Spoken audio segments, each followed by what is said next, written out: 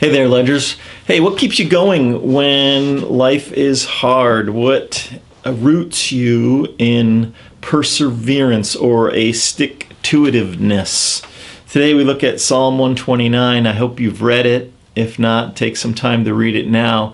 But it points to where we as God-fearing, Christ-loving people find our perseverance in the midst of troubles and hardships in life. And in this case, Psalm 129 talks about their enemies. And so we find in the Ascent Psalms that there's ongoing repeating themes. And so this is another repeating theme of trouble and rescue. And as we think about a pilgrimage, as we think about journeying through life, this is important to see that we need these repetitions, that we come back to them over and over again and recognize that God is good. You know what's interesting about this psalm is it's a communal psalm. It's a psalm where they reflect on God's favor and help and rescue together. And so there's something good about reflecting together on God, how God rescued us. So Psalm 129:1, they have greatly oppressed me from my youth. Let Israel say, they have greatly oppressed me from my youth, but they have not gained the victory over me. In verse 3, we see this very vivid image. Plowmen have plowed my back and made their furrows long. And so don't think don't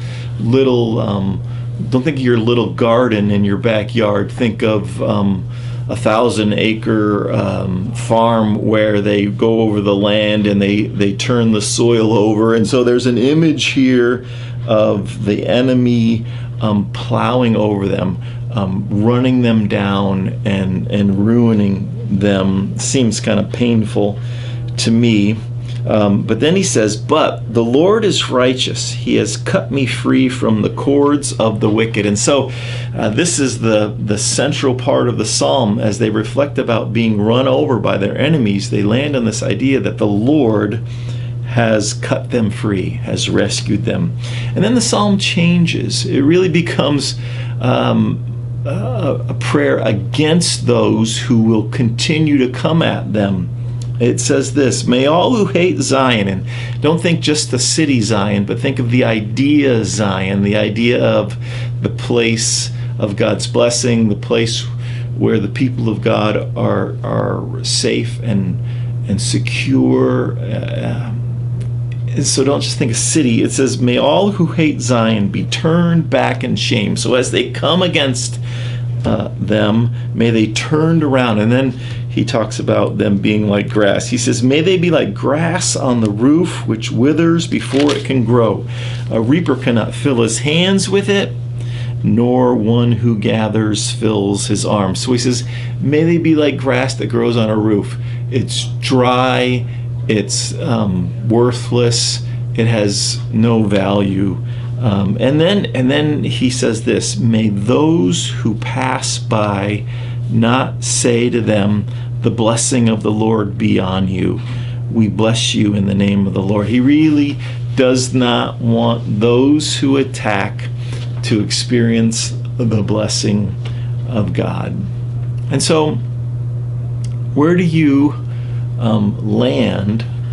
Where do you find your perseverance when you're being oppressed?